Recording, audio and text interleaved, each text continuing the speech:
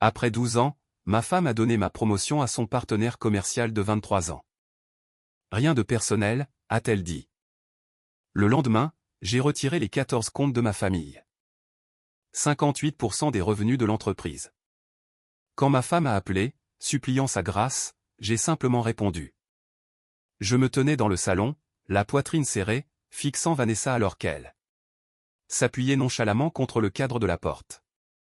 Les mots qu'elle venait de prononcer résonnaient encore dans ma tête, et je ne pouvais pas m'en débarrasser. Elle donnait la promotion à Josh. Josh. Le gars qui était dans l'entreprise depuis moins d'1 an.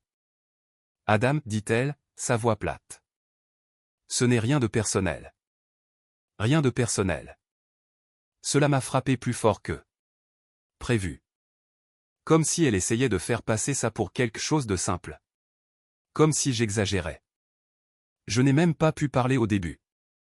Tout ce que je pouvais faire, c'était la regarder, espérant qu'elle dirait autre chose, quelque chose qui donnerait un sens à tout cela. Mais elle a juste continué à parler. Josh apporte une nouvelle perspective, a-t-elle poursuivi, évitant mon regard. L'entreprise a besoin de quelqu'un de nouveau, quelqu'un qui puisse faire avancer les choses. J'ai senti le sol s'ouvrir sous mes pieds. Une nouvelle perspective. J'avais mis 12 ans de nuit tardive, de sacrifice, de tout abandonner pour l'entreprise et pour nous. Et elle me disait ça? Que l'entreprise avait besoin de quelqu'un de plus jeune, de nouveau, alors que mon nom était en jeu à chaque fois. C'est comme ça, dit-elle, rencontrant finalement mes yeux avec un regard qui aurait pu être de la sympathie ou de l'indifférence. Cela n'avait pas d'importance. Ce n'était pas suffisant. Elle se tourna vers la porte, glissant son manteau sur ses épaules comme si nous venions de terminer une conversation décontractée. Ses clés tintaient dans sa main alors qu'elle sortait sans un second regard. Mon estomac se tordit en la voyant partir, sentant le poids de tout ce que j'avais construit s'effondrer autour de moi. Je voulais crier, la faire comprendre, mais je suis resté là, la regardant partir en voiture, sachant que tout ce que je ferais ensuite changerait tout. Je me suis dirigé vers le bureau. J'ai pris mon ordinateur portable et j'ai ouvert les comptes financiers de la famille. Mes mains tremblaient. Plus je fouillais dans les chiffres, plus cela devenait clair. Chaque dollar, chaque investissement que Vanessa avait jamais fait dans l'entreprise était lié à la richesse de ma famille, au capital de ma famille. C'était toujours l'héritage de mon père, et pendant des années, je l'avais vu grandir avec le travail que j'y mettais. Mais maintenant, je pouvais le voir. Vanessa l'utilisait sans moi depuis des mois. J'ai sorti les dossiers. Les sommes d'argent importantes qu'elle avait retirées pour maintenir l'entreprise à flot après que Josh ait commencé à faire des vagues. Un coup à la porte me sortit de ma torpeur. C'était Caroline, l'assistante de Vanessa. C'était elle qui avait laissé des indices, de petits murmures sur l'ascension de Josh, comment il avait commencé à suivre Vanessa de plus près, prenant des décisions sans ma contribution. Au début, je pensais que c'était juste sa façon d'être utile, de me transmettre des informations dont j'aurais pu avoir besoin. Mais maintenant, je réalisais ce qu'elle faisait, me nourrissant de miettes pour que je ne voie pas l'ensemble du tableau. Salut, dit Caroline, debout dans l'encadrement de la porte, comme si elle ne savait pas si elle devait entrer. Je ne savais pas si tu voulais parler de la réunion de demain, ou si tu allais bien. Je ne la regardais pas. Je ne pouvais pas. Je n'allais pas bien. Je devais me concentrer. J'avais besoin de quelque chose de solide, quelque chose que je pouvais utiliser. Caroline, dis-je, ma voix égale même si je me sentais loin de l'être. Tu as travaillé étroitement avec Josh, n'est-ce pas? Elle hésita. Oui, pourquoi? Dis-moi. Tout, dis-je, me penchant en avant, mes yeux fixés sur les siens. Tout. Qu'est-ce qui se passe vraiment avec lui et Vanessa? Son regard tomba au sol. Comme si elle essayait de reconstituer quelque chose elle-même. Après quelques secondes de silence gêné, elle parla. Je ne sais pas comment dire ça. Mais Josh et Vanessa, ils se voient depuis des mois. Les mots me frappèrent. Comme un coup de poing. Ma poitrine se serra alors que l'air dans la pièce semblait s'épaissir. Tu es sûr, demandai-je, ma voix basse. Caroline hocha la tête. Je les ai vus ensemble plus d'une fois. Il y a eu des nuits tardives au bureau, des réunions privées, des portes fermées. Je ne voulais pas le croire, mais je l'ai vu. Je me levai, attrapant mon téléphone. J'avais besoin de parler à Karl. Cela ne sonna que 2 fois avant qu'il ne décroche. Adam, tu vas bien? Non. Je ne vais pas bien, dis-je, marchant vers la fenêtre, regardant la rue sombre. J'ai besoin de ton aide. D'accord, dis-moi. Que s'est-il passé? J'exhalai, tenant le téléphone avec une poigne de fer. Vanessa a donné la promotion à Josh. Elle a utilisé l'argent de ma famille pour financer son ascension, et elle couche avec lui. Karl ne dit rien pendant un instant, comme s'il laissait cela s'installer. Quand il parla enfin, sa voix était basse, contrôlée. Nous devons agir vite. Tu dois reprendre les rênes avant que cela ne s'aggrave. Obtiens les documents, tout. Nous trouverons le reste. Je suis déjà en train de regarder les comptes, lui dis-je, mon esprit s'emballant, essayant de trouver ma prochaine étape. Mais j'ai besoin de plus. J'ai besoin de tout. Karl. J'ai besoin de les faire taire, et je dois le faire maintenant. Alors faisons-le, dit Karl, sa voix froide. Nous avons les ressources. Nous pouvons les frapper là où ça fait mal. Je sentais la tension monter dans ma poitrine, mais il y avait autre chose aussi. Un étrange calme qui s'installait. Un plan se formait, un plan dont je n'avais même pas réalisé que j'étais capable. Je m'assis en face de Karl et Ben dans un box d'un restaurant gras qui n'avait pas changé depuis notre enfance. Les néons scintillants au-dessus rendaient tout un peu trop dur, un peu trop réel. Je sentais le poids de tout cela peser sur moi, la colère, la confusion, la trahison. Mais je ne pouvais pas le montrer, pas ici, pas devant eux. Karl était penché en avant, les yeux vifs, comme s'il était prêt à bondir sur tout ce qui bougeait. Tu dois agir vite, dit-il, sa voix basse, urgente. Vanessa et Josh sont en train de jouer leurs cartes. Plus tu attends, plus ils auront d'emprise sur toi.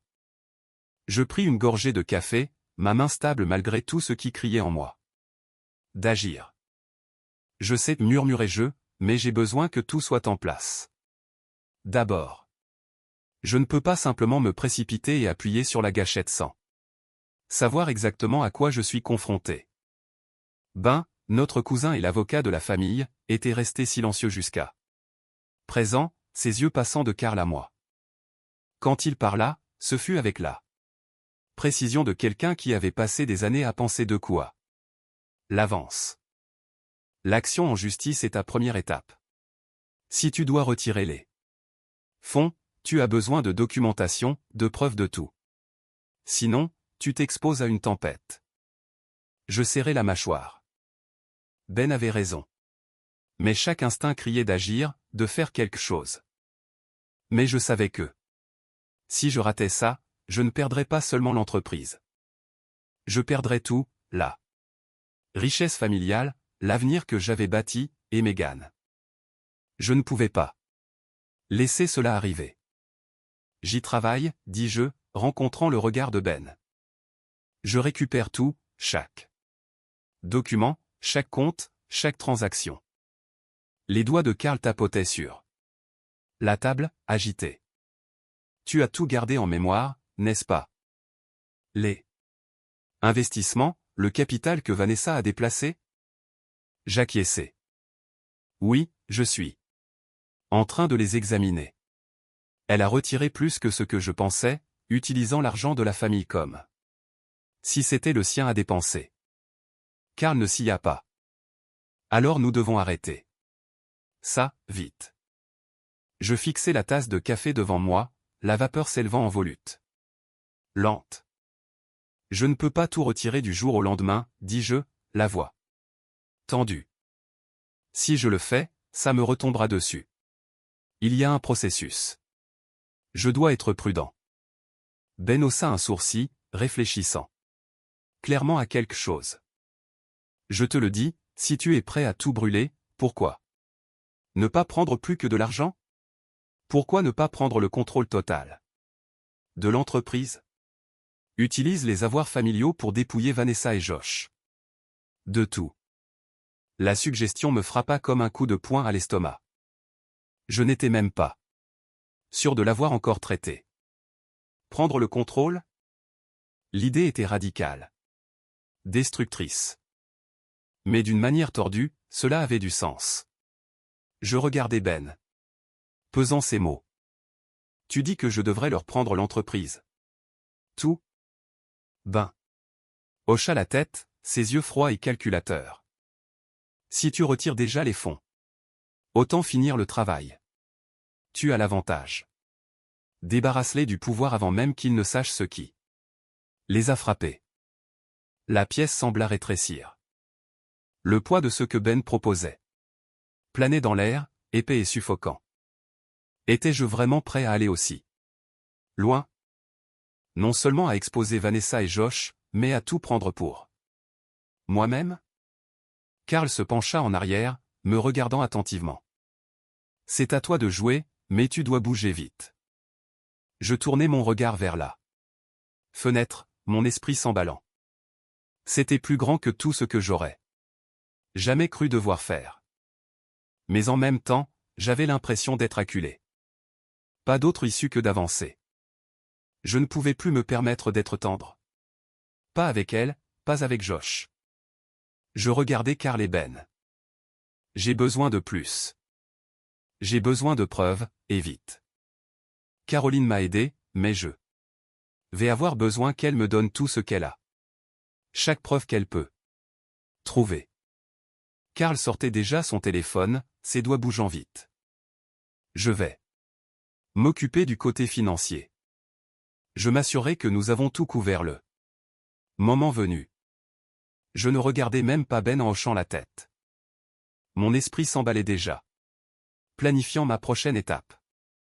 Plus je creusais, plus je voyais jusqu'où Vanessa et Josh étaient allés, à quel point cette trahison était profonde.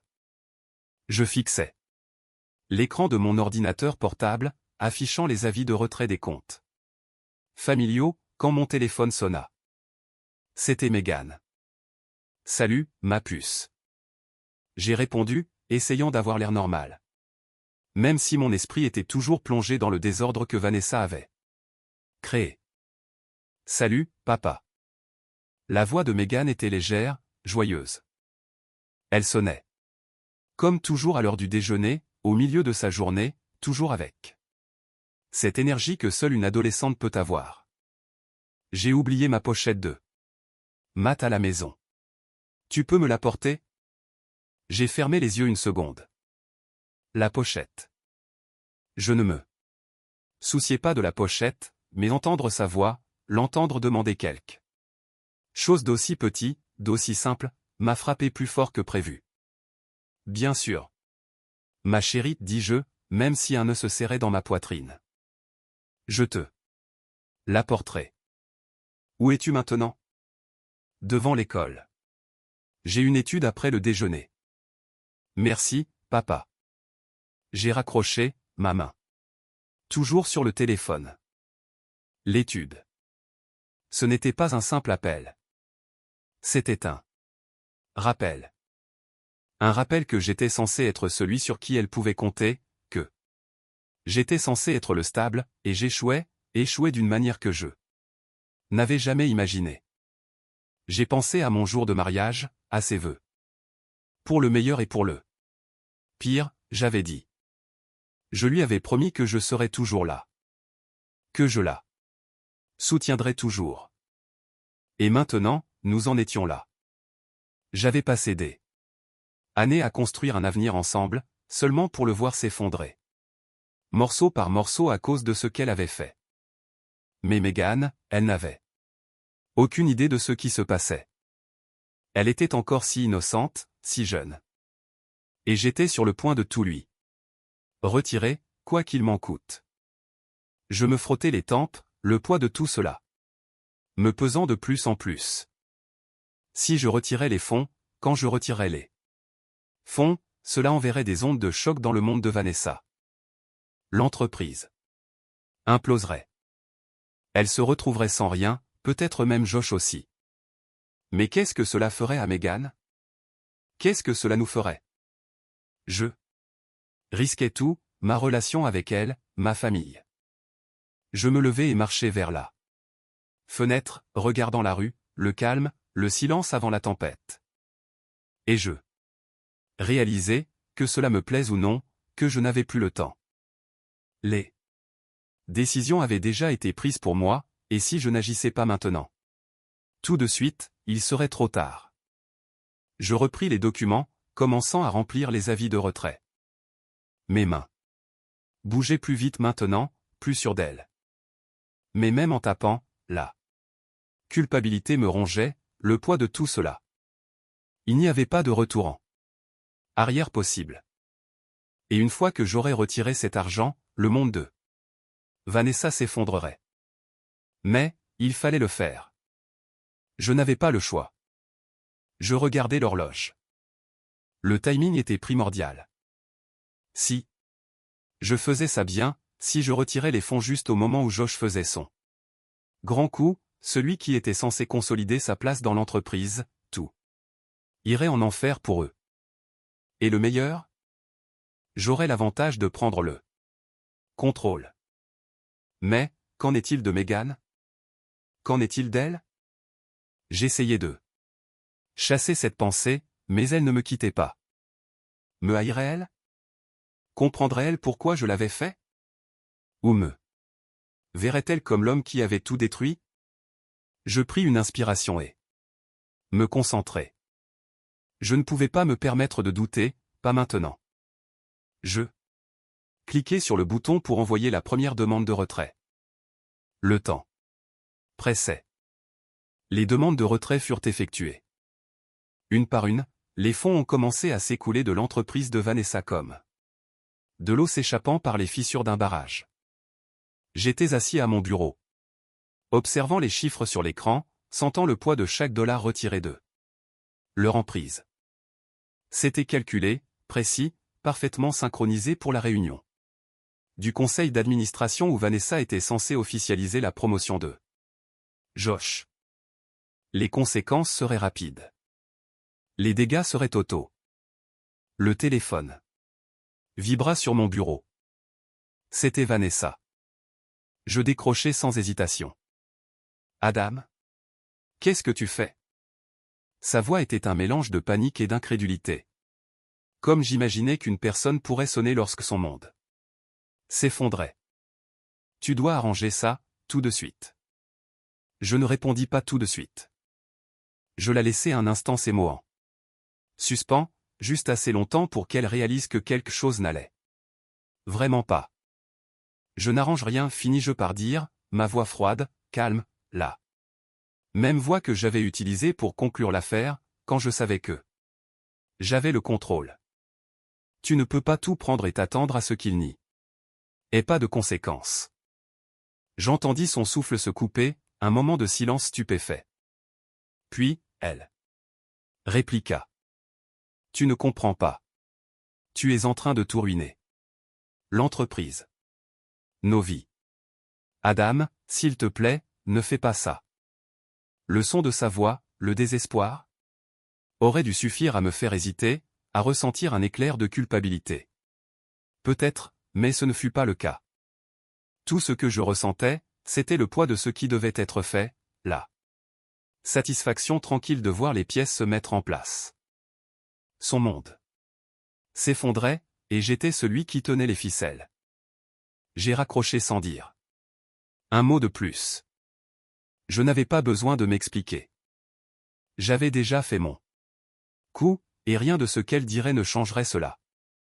Je n'ai pas eu à attendre longtemps pour en voir l'effet. En quelques minutes, la première chute boursière a frappé, puis la suivante.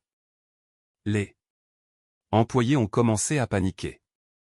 Des appels arrivaient de toutes les directions. Certains exigeant des réponses, d'autres cherchant une issue. La position de Vanessa, son pouvoir, s'évaporait sous ses yeux. Je l'ai laissé se dérouler, regardant le chaos se dérouler sur le fil d'actualité. C'était presque détaché, comme si je ne regardais pas la destruction de ma propre vie, mais celle de quelqu'un d'autre. Mais, c'était ma vie, l'héritage de ma famille. Et je serais damné si je la laissais le détruire. Quand elle est rentrée à la maison, la tension était insupportable. Elle est entrée en trombe. Le visage pâle, les yeux écarquillés par la panique, comme si elle cherchait des réponses dans un endroit où il n'y en avait pas. « Adam, qu'est-ce que tu as fait ?» demanda-t-elle, sa voix tremblante de fureur et de peur. Elle s'approcha de moi, pointant un doigt tremblant, les yeux flamboyants. « Tu as tout ruiné, tout ce pourquoi j'ai travaillé. Comment as-tu pu me faire ça ?» Je restai où j'étais, appuyé sur ma chaise. Mes mains étaient stables, ma voix égale. Je n'ai rien ruiné. C'est toi, toi et Josh. Elle fit un pas en avant, le désespoir se glissant dans sa voix. S'il te plaît, Adam, je t'en supplie. Ne fais pas ça. Je vais arranger ça, je vais tout arranger. Dis-moi juste ce que tu veux. Je peux arranger ça. Arrête, s'il te plaît. Mais je n'écoutais plus, ni les supplications, ni les excuses qui dégoulinaient d'égoïsme. Il ne s'agissait plus de la sauver elle.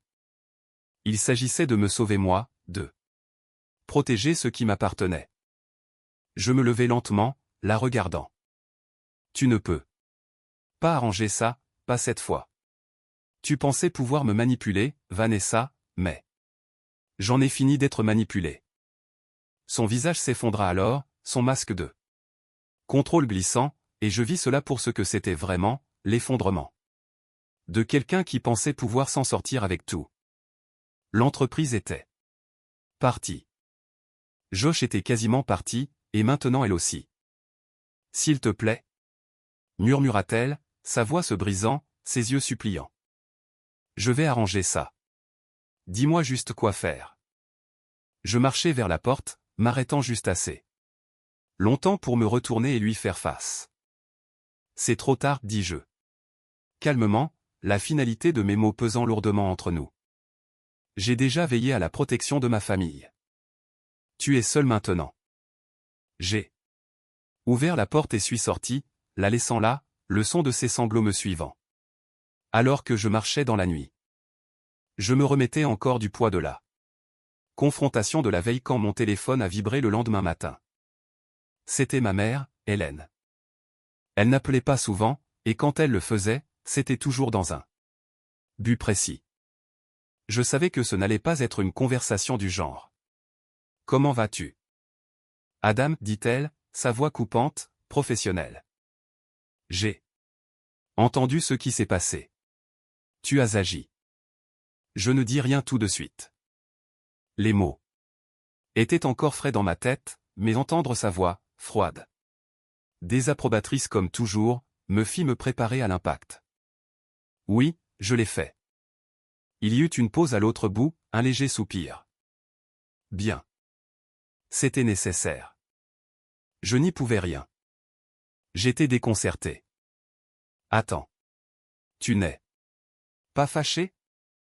Fâché, répéta-t-elle, l'air presque confuse par la question.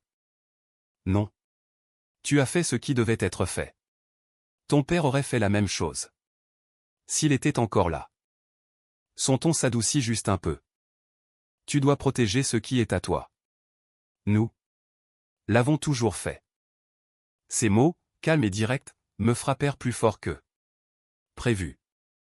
Il n'y avait pas de jugement, pas de désapprobation, juste ce ton franc et inébranlable qu'elle utilisait toujours quand elle m'apprenait quelque chose. Tu ne te protèges pas seulement, Adam, ajouta-t-elle. Tu protèges la famille. Nous nous soutenons mutuellement. J'exhalai lentement. La tension dans ma poitrine se relâchant un peu. Je n'avais pas réalisé à quel point j'attendais son approbation.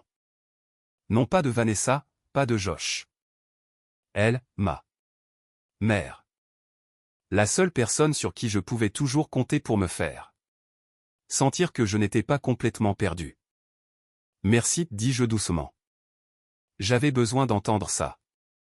Bien sûr, répondit-elle, sa voix redevenue ferme. Maintenant, écoute attentivement. Ton père avait prévu des moments comme celui-ci. Il savait que les entreprises familiales sont bâties sur la confiance. Mais la confiance peut être brisée. Il a mis en place des dispositions en cas de situation comme celle-ci. Tu as maintenant le pouvoir de prendre le contrôle total. Je me redressai, les mots s'enfonçant comme des pierres dans mon estomac. Que veux-tu dire par contrôle total? Elle n'hésita pas. Les investissements de ton père, les parts de propriété, tout. Il y a des clauses légales en place, des accords qui garantissent que la famille peut protéger l'entreprise. Si nécessaire, tu peux dépouiller Vanessa et Josh de tout. J'ai commencé à avoir l'impression de ne pas être le seul à me retrouver avec l'épave. J'étais celui qui était censé tout remettre en ordre. Tu es sûr? Demandai-je, mon esprit parcourant les implications de ce qu'elle disait. J'en suis sûr, répondit-elle, sa voix inébranlable. Ton père s'est assuré que nous étions toujours en contrôle. C'est ton moment, Adam. Ne le gâche pas. La conversation s'est terminée peu après, mais le poids de ses mots est resté en moi. Elle ne se contentait pas de confirmer ce que j'avais déjà commencé, elle me poussait en avant. Elle me donnait la permission de prendre le contrôle, non seulement de l'entreprise, mais de mon propre avenir. Le téléphone sonna à nouveau.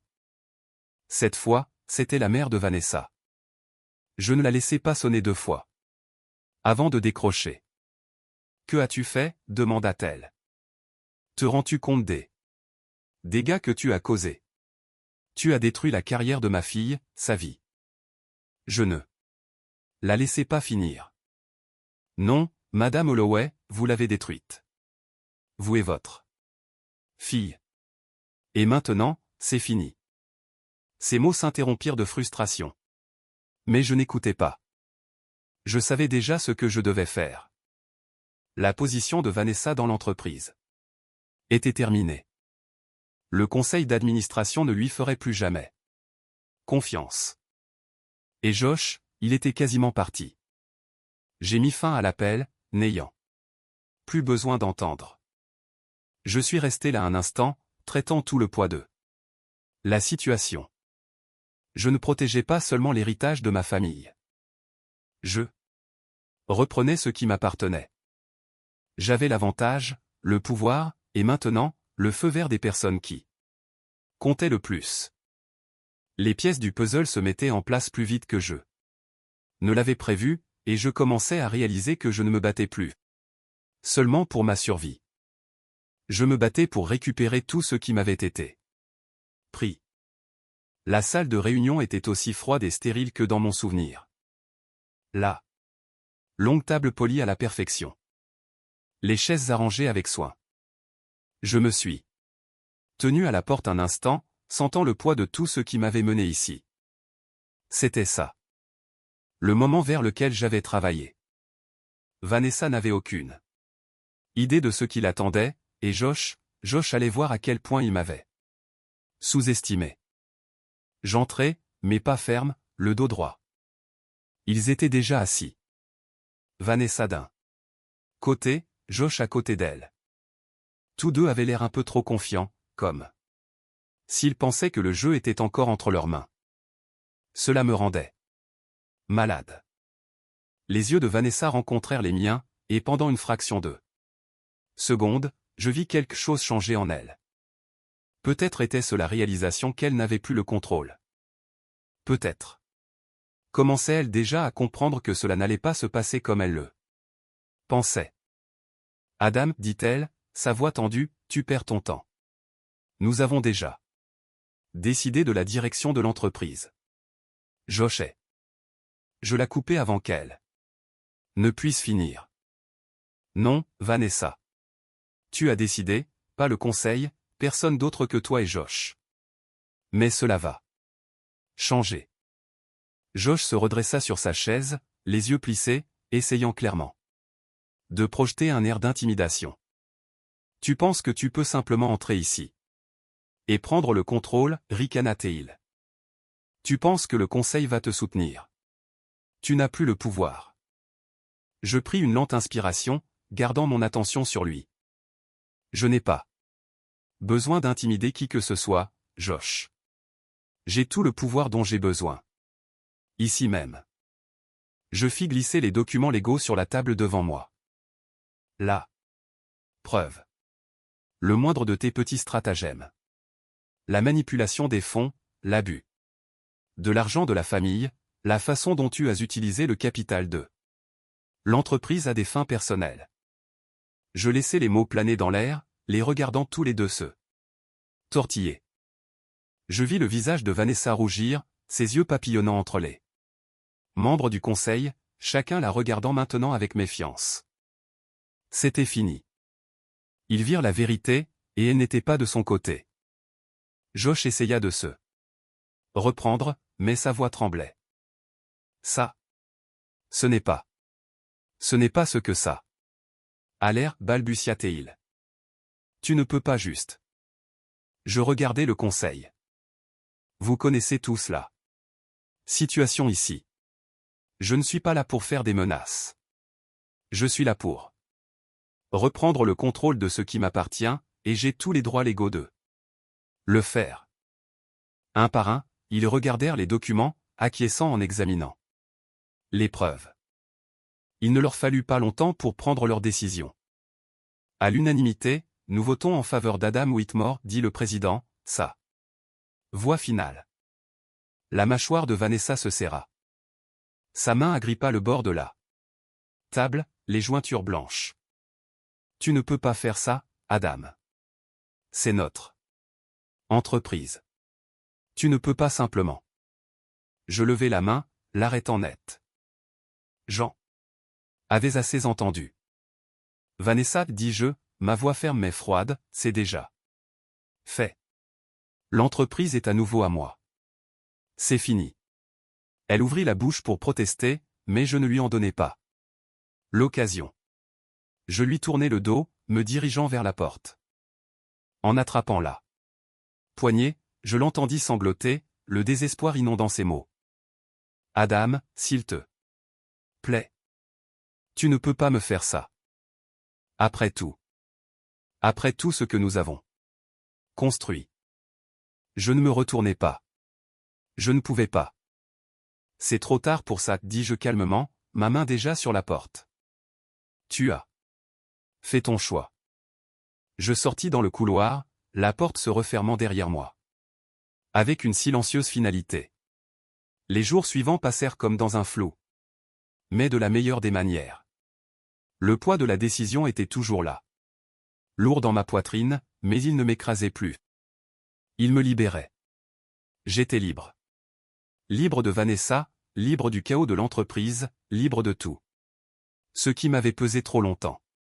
Les réunions du conseil étaient derrière moi, et le pouvoir était à nouveau le mien.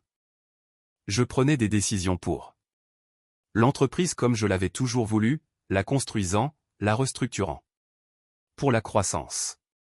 Je n'avais plus à rendre de compte à personne d'autre qu'à moi-même. Je reprenais le contrôle de mon avenir maintenant, pas seulement celui de l'entreprise. J'ai commencé par de petits changements, des choses à réparer, des choses que j'avais remises à plus tard pendant des années, mais chaque décision, chaque changement de direction, me faisait me sentir comme un poids qui se levait de mes épaules. Je ne faisais pas que récupérer l'héritage de ma famille. Je le transformais en quelque chose qui pourrait durer. Megan et moi parlions aussi davantage. Ces appels téléphoniques ne concernaient plus seulement des cahiers oubliés. Elle m'appelait le soir juste pour discuter, me demandant comment s'était passée ma journée, me racontant la sienne. J'entendais dans sa voix qu'elle admirait la façon dont je gérais tout. Elle ne connaissait pas les détails, les parties compliquées, les choses laides, mais elle savait que j'étais fort. Et pour la première fois depuis longtemps, j'avais l'impression d'être le père que je lui avais promis d'être. Il y a eu un moment, tard un soir, où elle est entrée dans mon bureau. Elle s'est tenue dans l'embrasure de la porte, me regardant travailler, et je l'ai regardée. « Papa, dit-elle, presque hésitante. Tu vas bien, n'est-ce pas ?» J'ai posé les papiers, me penchant en arrière sur ma chaise. « Je vais mieux que bien, Megan. Je vais très bien. » Elle sourit, le genre de sourire qui me disait qu'elle était fière de moi. Cela rendait tout cela la peine, ce nouveau chapitre, cette nouvelle vie que je construisais. Nous ne faisions plus seulement survivre. Nous prospérions. Un après-midi, quelques semaines plus tard, je suis rentré à la maison et j'ai trouvé une enveloppe posée sur la table de la cuisine. Elle venait de Josh. Je n'avais pas besoin de l'ouvrir pour savoir ce que c'était. J'entendais déjà sa voix dans ma tête, le même ton arrogant, la même arrogance qui lui avait toujours fait croire qu'il était celui qui dirigeait tout. Mais je l'ai ouverte. Quand même. La lettre était courte, mais les mots étaient clairs. Des excuses. Des excuses à moitié sincères. Il avait tout perdu. Son travail, sa réputation, son accès à toutes les choses qu'il pensait pouvoir prendre pour acquises. Je n'aurais jamais dû te sous-estimer, disait la lettre. Tu as toujours eu le pouvoir. Je suis désolé de la façon dont les choses se sont passées. Ce n'était pas grand-chose, mais c'était quelque chose. J'ai plié la lettre, la mettant dans ma poche arrière. Sans trop y penser. Cela n'avait pas d'importance. Josh était hors jeu maintenant, juste une autre victime du jeu qu'il avait essayé de jouer. Mais cela ressemblait à un dernier clou dans le cercueil de cette ancienne vie, la vie qui semblait autrefois si étouffante. Je me tenais près de la fenêtre, regardant la ligne d'horizon de la ville s'étendre devant moi. Le soleil se couchait, projetant une lueur orange.